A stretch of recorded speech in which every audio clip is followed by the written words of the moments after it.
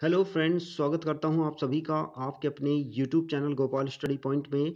और फ्रेंड्स, आज के इस वीडियो सेशन में हम डिस्कस करने वाले हैं उत्तर प्रदेश जीआईसी प्रवक्ता परीक्षा 2015 का। और फ्रेंड्स, इस क्वेश्चन पेपर में सामान्य अध्ययन से जितने क्वेश्चन पूछे गए थे उन सभी के ऊपर हम इस वीडियो में डिस्कस करेंगे। और फ्रेंड्स, आपसे मैं रिक्वेस्ट करूंगा कि इस वीडियो को आपको शुरू से लास्ट तक देखना है और सभी क्वेश्चनों को आपको वन बाय वन स्वयं से भी अटेम्प्ट करना है और अपना जो आंसर है आपको कमेंट बॉक्स में लिखना है। तो चलिए फ्रेंड्स, स्टार्ट करते हैं आज का वीडियो सेशन। तो सबसे पहले यहाँ पर देखेंगे, सबसे पहले नंबर का क्वेश्चन क्या पूछा गया था। तो फ्रेंड्स, यहाँ पर आप देखेंगे कि 12वीं पंचवर्षीय योजना में कृषि की लक्षित वृद्धि दर है, यानी कि 12वीं पंचवर्षीय योजना में कृषि की लक्षित वृद्धि दर क्या थी वो हमें बताना है। तो फ्रेंड्स, यहाँ पर यदि मैं बात करूँ कि कृषि की लक्षित वृद्धि दर की, तो वो थी फ्रेंड्स आपकी 4%। क्या थी फ्रेंड्स? 4%।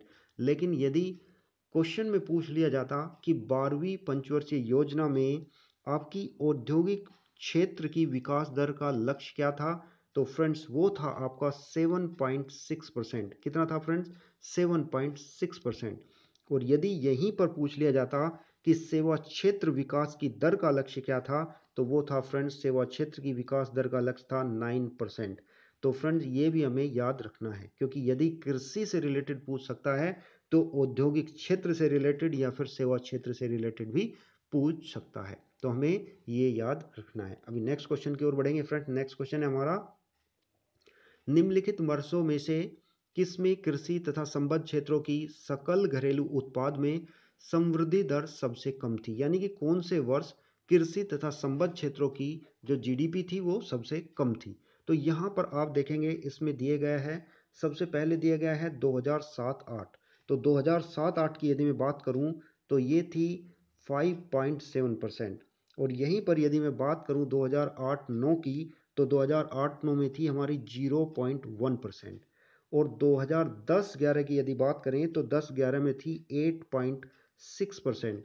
और यहीं पर यदि मैं बात करता हूँ 13-14 की, तो ये थी 4.7%। तो आप फ्रेंड्स स्वयं से ही देख सकते हैं कि कौन से वर्ष सबसे कम वृद्धि दर थी। तो ये थी फ्रेंड्स आपकी 0.1%, जो कि आपकी 2008 से 2009 के बीच की थी। तो ये हुआ इसका right answer, option number B. अभी नेक्स्ट क्वेश्चन की ओर बढ़ेंगे। नेक्स्ट क्वेश्चन है हमारा, फ्लिंट कांच की एक छड़ जब कार्बन डाइसल्फाइड में डुबाई जाती है, जब कार्बन डाइसल्फाइड में डुबाई जाती है तो प्राय अदृश्य हो जाती है, इनविजिबल हो जाती है।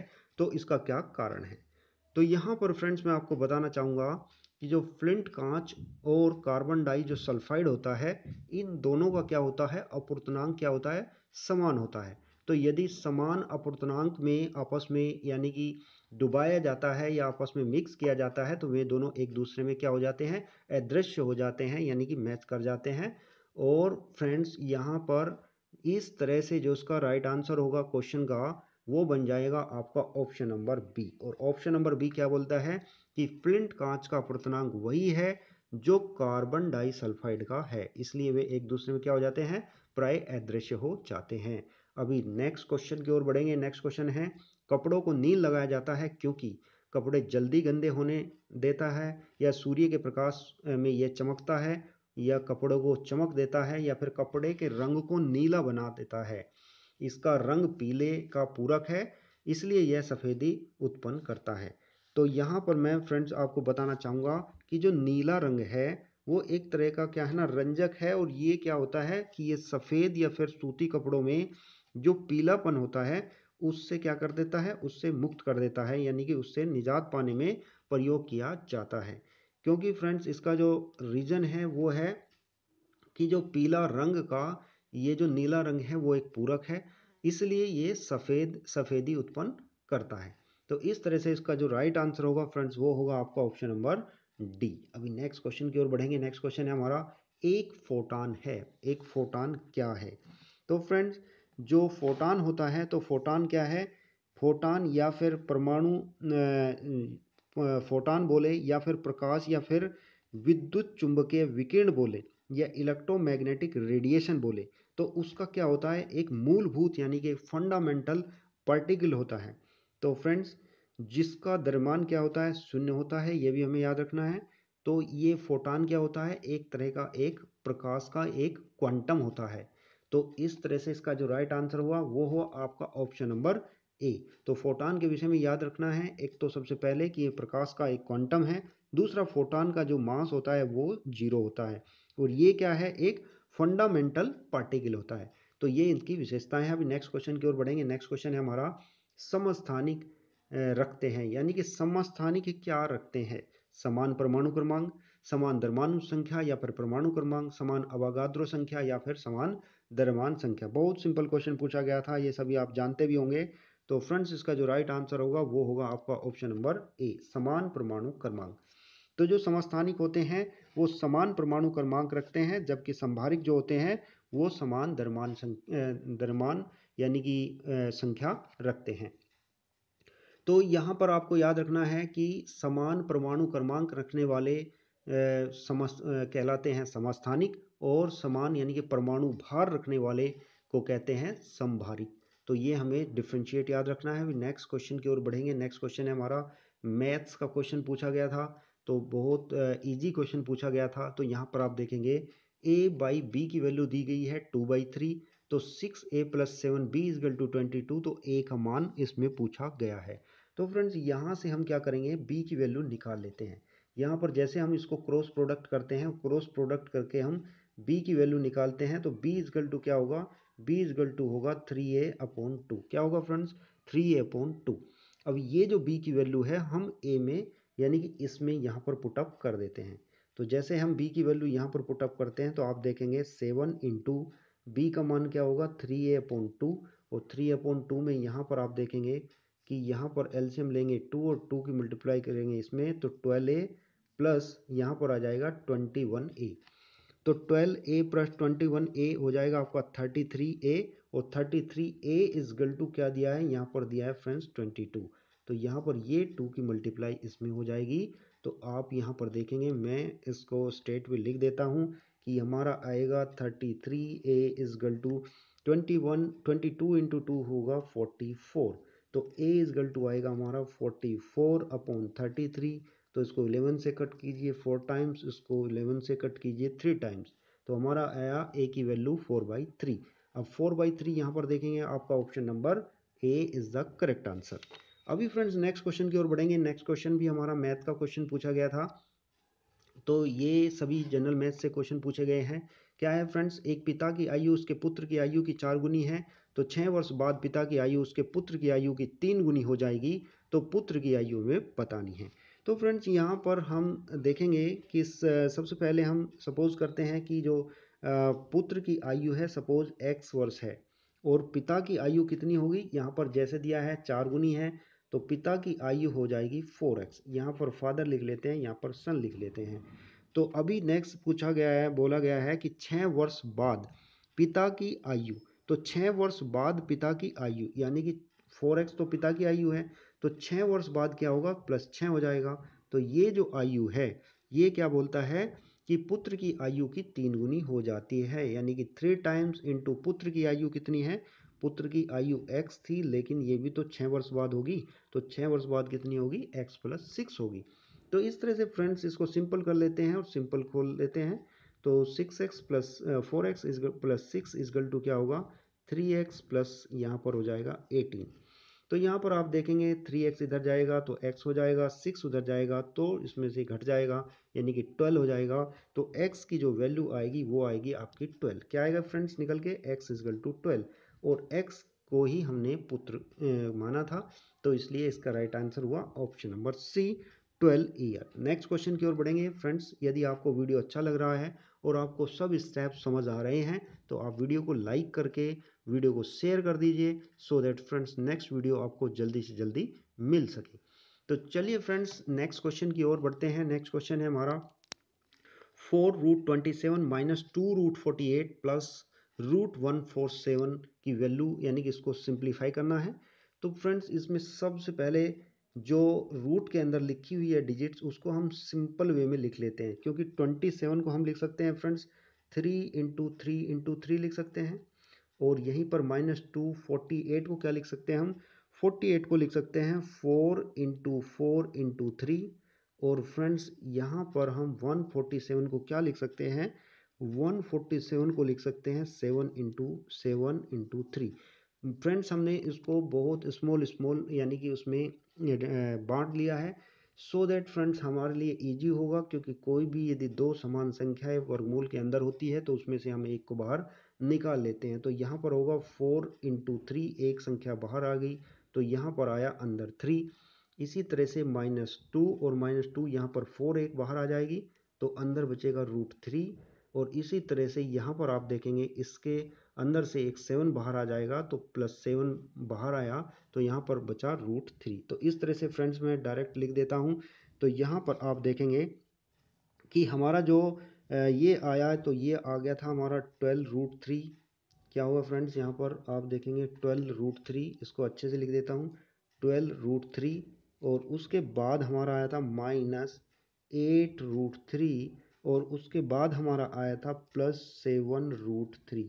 तो यहाँ पर आप देखेंगे प्लस प्लस को हम ऐड कर लेते हैं तो ये हो जाएगा 19√3 और माइनस होगा 8√3। तो यहाँ पर आप देखेंगे √3 कॉमन लेंगे तो 19 - 8 होगा कितना, 11। तो इसका राइट आंसर होगा 11√3। क्या होगा friends, 11√3 is the correct answer, जो कि आपका ऑप्शन नंबर बी में दिया है। नेक्स्ट क्वेश्चन की ओर बढ़ेंगे फ्रेंड। नेक्स्ट क्वेश्चन है, ये भी एक क्वेश्चन पूछा गया है मैथ से। तो यदि किसी त्रिभुज का एक कोण क्या है, किसी त्रिभुज का एक कोण है 130 डिग्री हो तो शेष दो कोणों के अर्धकों के बीच का कोण बताना है। तो यहाँ पर ध्यान देने वाली बात है, कोणों के अर्धकों के बीच का कोण पूछा गया है। तो फ्रेंड्स यहाँ पर मैं आपको बताना चाहूँगा कि यहाँ पर जो दिया है इसमें आप यहाँ पर देखेंगे कि इस तरह से एक त्रिभुज दिया है और इसमें ये एंगल दिया है कितना, 130 डिग्री का। और 130 डिग्री का एंगल दिया हुआ है। और फ्रेंड्स हमें पूछा गया है कि शेष दो कोणों के अर्धकों के बीच का कोण। तो सबसे पहले हम देख लेते हैं कि इन दोनों कोणों के अर्धकों का योग क्या होगा। तो सबसे पहले ये दोनों एंगल क्या होंगे। तो ये दोनों एंगल क्या होंगे, क्योंकि हम जानते हैं कि त्रिभुज के तीनों कोणों का मान 180 होता है, 180 होता है। तो 180 में से 130 माइनस करेंगे तो इन दोनों कोणों की वैल्यू आ जाएगी। तो ये आएगी 50 यानी कि इस कोण का मान और इस कोण का मान क्या होगा, 50 होगा। लेकिन क्वेश्चन में हमें क्या दिया है, हमें दिया है कि शेष दो कोणों के अर्धकों का योग। तो शेष दो कोणों के अर्धकों का योग कितना था यहाँ पर, यानी कि दो कोणों के का योग था 50, लेकिन अर्धकों का पूछा गया है तो इसको 2 से डिवाइड कर दीजिए तो कितना आ जाएगा, ये आ जाएगा 25।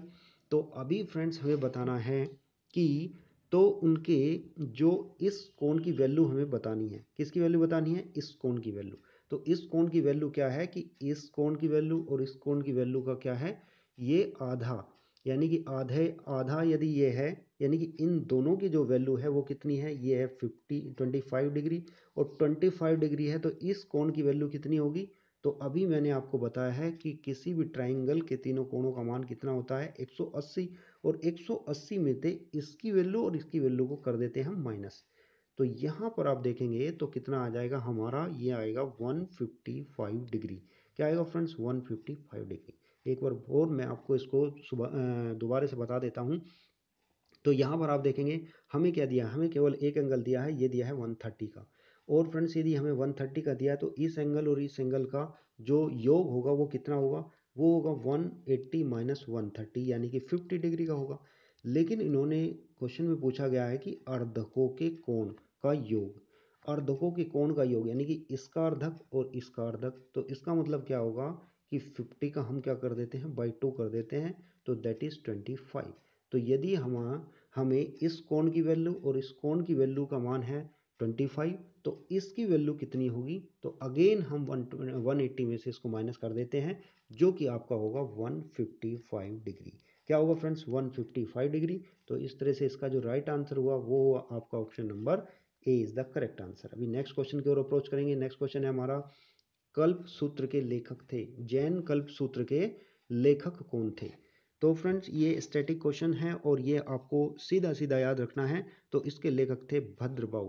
कौन थे फ्रेंड्स, भद्रभाव, जो कि आपका ऑप्शन नंबर ए बिल्कुल सही है।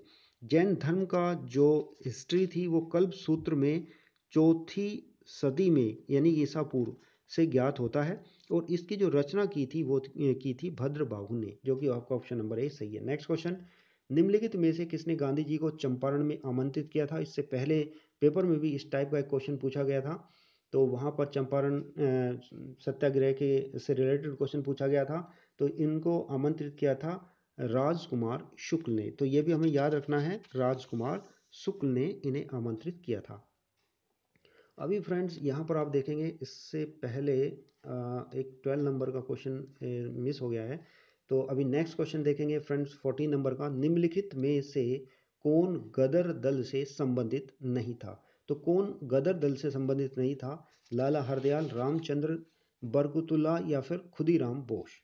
तो फ्रेंड्स यहाँ पर मैं आपको बताना चाहूँगा कि लाला गदर दल की जो गदर दल के जो नेता थे, उसमें आप यहाँ पर देखेंगे कि गदर दल के जो संस्थापक के रूप में सरदार सोहन सिंह भाकना थे। यानी कि गदर पार्टी के यदि संस्थापक अध्यक्ष के रूप में बात करूं तो ये थे सरदार सोहन सिंह भाकना, और जबकि लाला हरदयाल इस संस्था के पथ प्रदर्शक थे।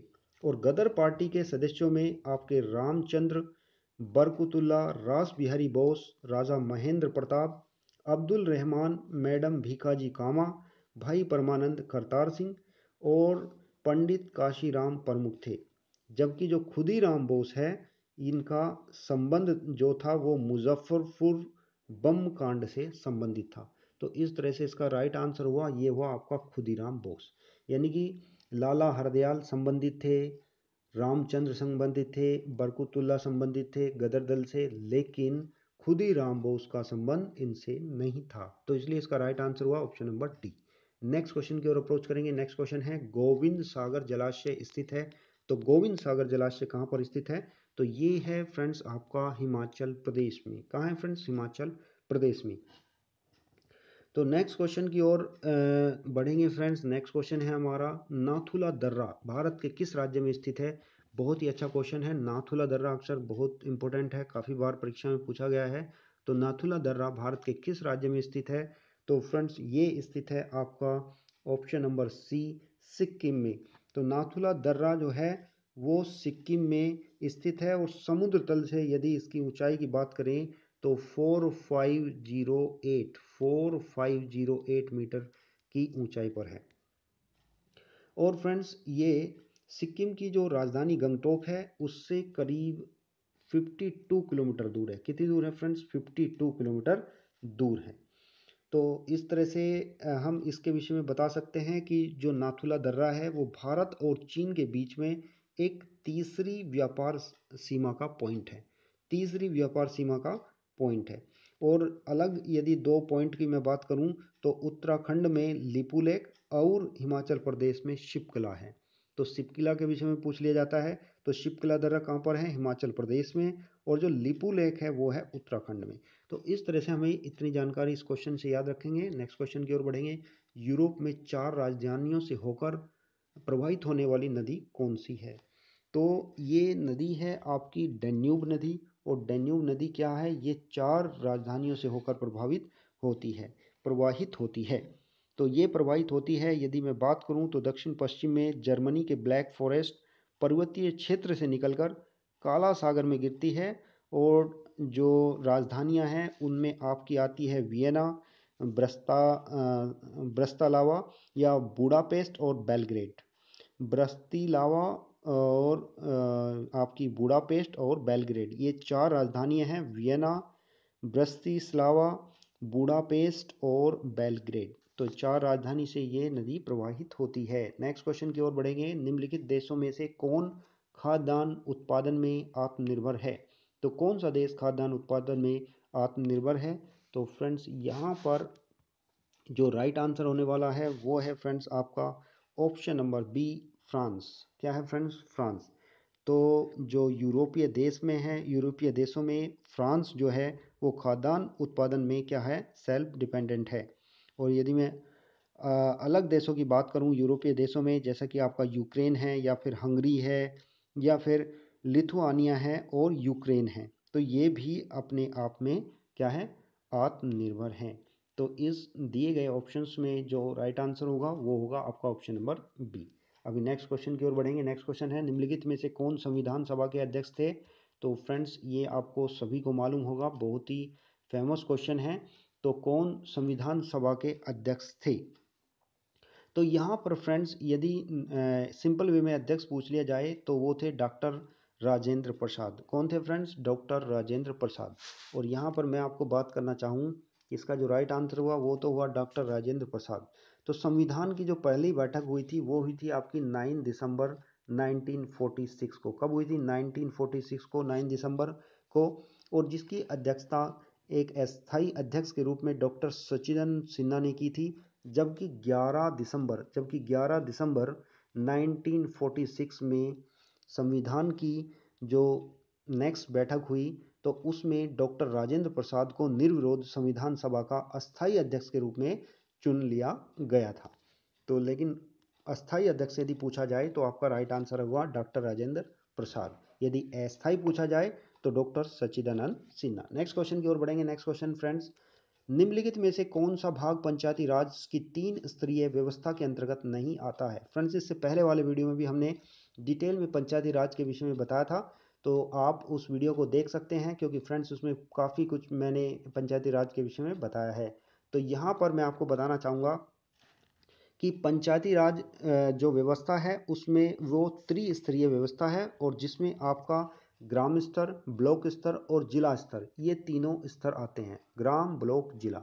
जबकि जो तहसील स्तर होता है ये इसके अंतर्गत नहीं आता है। तो राइट आंसर हुआ इसका option number C. Next question की ओर बढ़ेंगे। नेक्स्ट क्वेश्चन है हमारा, संविधान संघीय प्रणाली की निम्नलिखित विशेषताओं में से कौन सही है?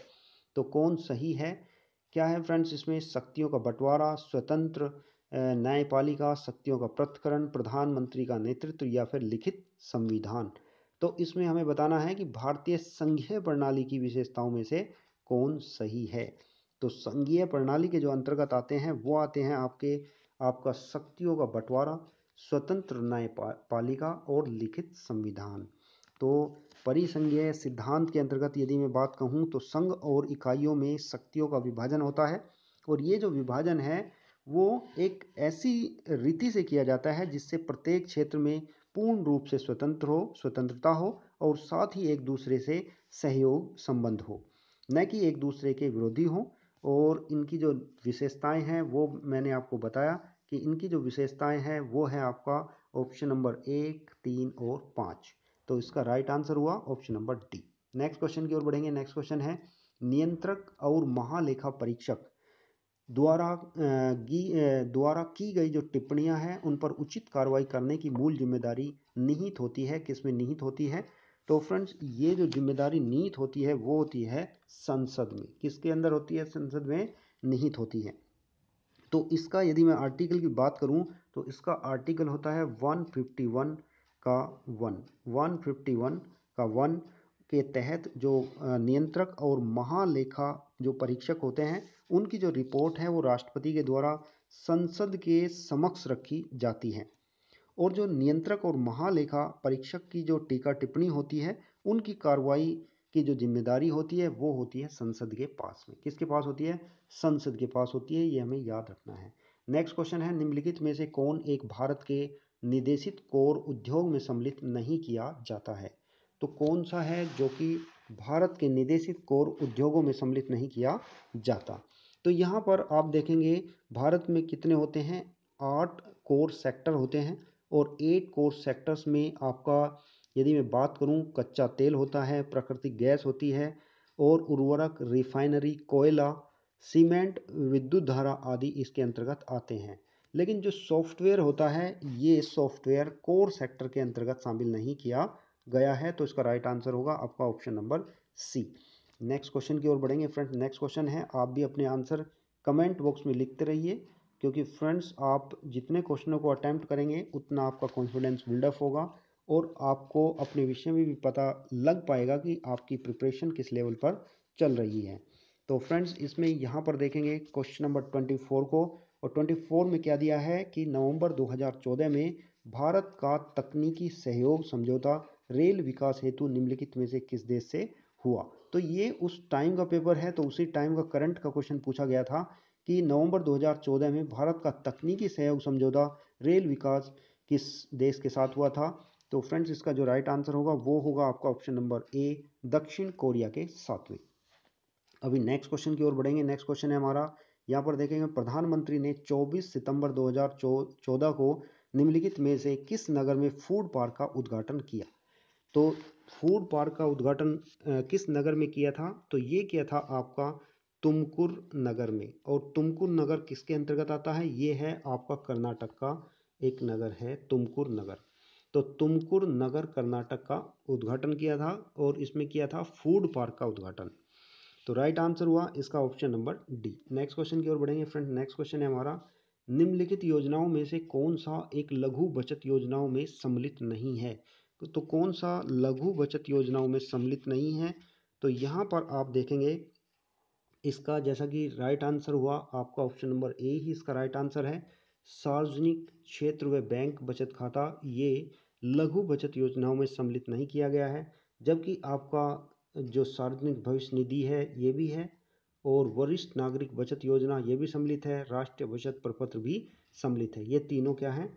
सम्मिलित किए गए हैं, लेकिन ये इसमें सम्मिलित नहीं है। ऑप्शन नंबर ए, सार्वजनिक क्षेत्र बैंक बचत खाता। नेक्स्ट क्वेश्चन है फ्रेंड्स हमारा, 2015 के ग्लोबल फॉर्चून 500 की सूची में दुनिया की 500 की सबसे बड़ी कंपनियों में से कितनी भारतीय कंपनियों को सम्मिलित किया गया था?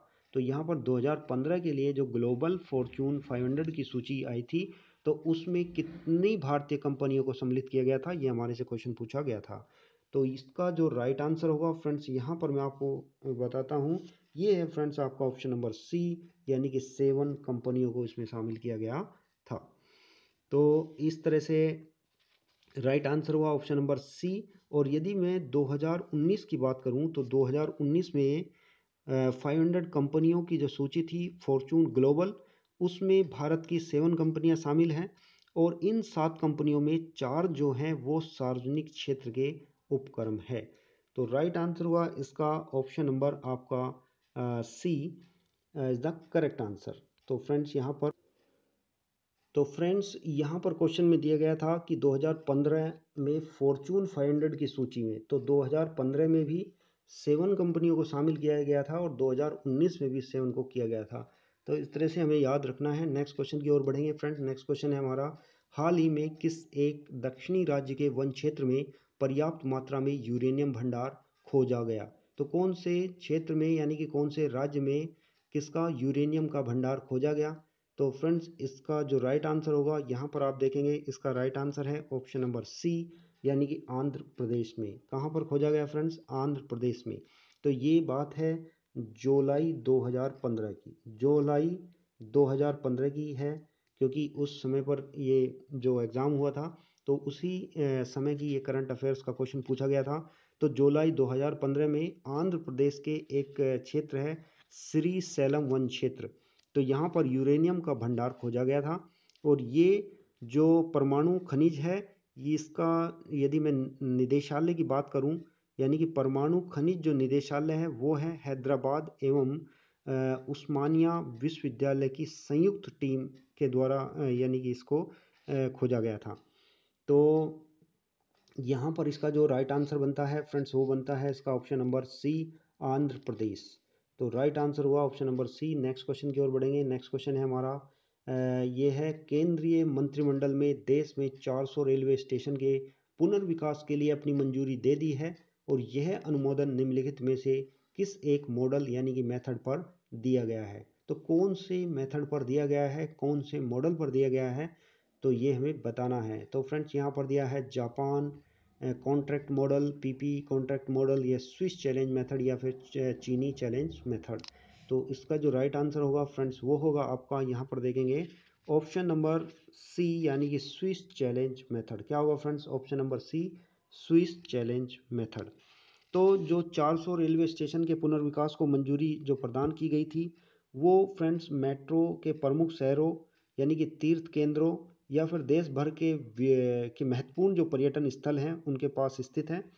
और सरकार के जो 400 रेलवे स्टेशनों को अपग्रेड करने के लिए एक जो विधि बनाई गई उसका नाम है स्विस चैलेंज मेथड, और इसका उपयोग करने का निर्णय लिया गया था। तो इस तरह से इसका राइट आंसर हुआ आपका ऑप्शन नंबर सी। अभी नेक्स्ट क्वेश्चन की ओर बढ़ेंगे friends, last question of this video, और यहाँ पर है खेल रत्न पुरस्कार 2015 के लिए किसके नाम की संस्तुति की गई है, या उस समय का क्वेश्चन है तो ये की गई थी उस टाइम, तो ये है सानिया मिर्जा के नाम की संस्तुति की गई थी। तो ऑप्शन नंबर सी इसका राइट आंसर है।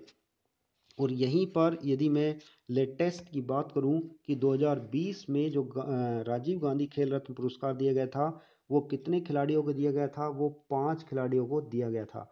तो उनमें कौन कौन से खिलाड़ी हैं, एक हमारे थे रोहित शर्मा जो कि क्रिकेट से संबंधित है, विनेश फोगाट जो कि कुश्ती से संबंधित है, रानी रामपाल जो कि महिला हॉकी खिलाड़ी हैं, और मरियप्पन थंगावेलु जो एक पैरा एथलीट हैं, और मानिका बत्रा टेबल टेनिस से संबंधित है। तो इन सभी को 5 यानी कि 5 पर्सन को ये राजीव गांधी खेल रत्न पुरस्कार 2020 का दिया गया था। तो ये लेटेस्ट का मैंने आपको बताया है। अभी फ्रेंड्स हम नेक्स्ट क्वेश्चन पेपर के ऊपर डिस्कस करेंगे, और आपसे मैं रिक्वेस्ट करूंगा कि अभी तक जो भी मैंने क्वेश्चन पेपर्स को अपलोड किया है उन सभी को आप एक बार देख लीजिए। और फ्रेंड्स, क्योंकि क्वेश्चन पेपर को देखने से आपको पता लगता है कि किस किस फील्ड से क्वेश्चन पूछे जाते हैं। तो फ्रेंड्स, यदि आपको वीडियो पसंद आया है तो वीडियो को लाइक कर दीजिए, और साथ के साथ इस वीडियो को अपने सभी फ्रेंड्स में, ग्रुप सर्कल में, जो भी आपका फेसबुक का ग्रुप है या फिर आपका व्हाट्सएप पर ग्रुप है या टेलीग्राम पर है, आप सभी के पास में इस वीडियो को शेयर कर दीजिए। और फ्रेंड्स, वीडियो का जो PDF है वो आपको टेलीग्राम ग्रुप पर अवेलेबल होगा। टेलीग्राम ग्रुप की जो लिंक है वो आपको डिस्क्रिप्शन बॉक्स में मिल जाएगी। आप उस लिंक को प्रेस करके टेलीग्राम से जुड़ सकते हैं, और वहीं पर सभी वीडियो का PDF आप प्राप्त कर सकते हैं। तो चलिए फ्रेंड्स, मिलते हैं नेक्स्ट वीडियो में। तब तक के लिए आपका दिन शुभ हो, मंगलमय हो, और इसी शुभकामना के साथ आपका बहुत बहुत धन्यवाद। जय हिंद, जय Bharat, and thanks for watching this video.